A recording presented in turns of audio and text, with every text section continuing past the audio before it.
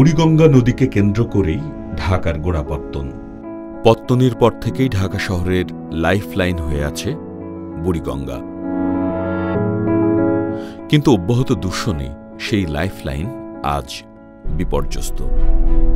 কয়েক দশক ধরেই বুড়িগঙ্গা নদী রাজধানীর ও সংলগ্ন উজানের সকল দূষিত বর্জ্যের গন্তব্য।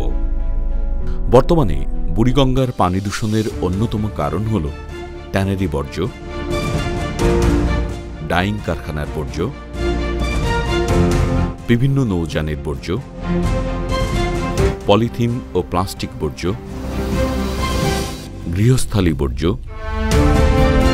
মেডিকেল বর্জ্য, রাজধানীর সুয়ারেজ, ময়লার ভাগাড়, ইটভাটা, বাণিজ্যিক লন্ড্রির কাপড় ধোয়া ইত্যাদি। এসবের মাত্রাতিরিক্ত দূষণের কবলে বিপর্যস্ত হয়ে পড়েছে প্রকৃতি ও জীবন। পানি রং হয়ে পড়েছে কালো, ছড়াচ্ছে উৎকট দুর্গন্ধ। ব্যাপক ক্ষতি হচ্ছে আশেপাশের জমি ও ফসলের।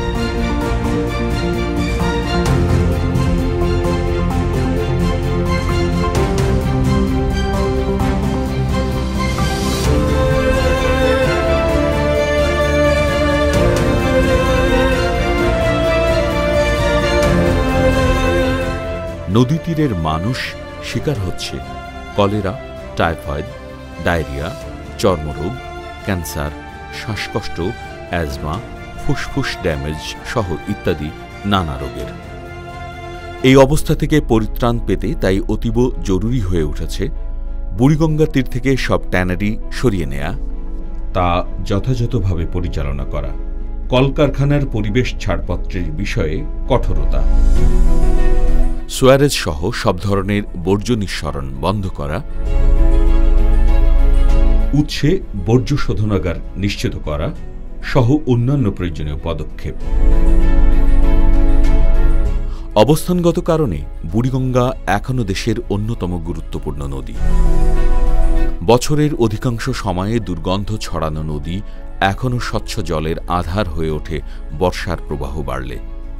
বুড়িগঙ্গাকে দূষণমুক্ত করার সুযোগ তাই এখনও শেষ হয়ে যায়নি। বুড়িগঙ্গা বাঁচলে ঢাকা বাঁচবে, বাঁচবে দেশ।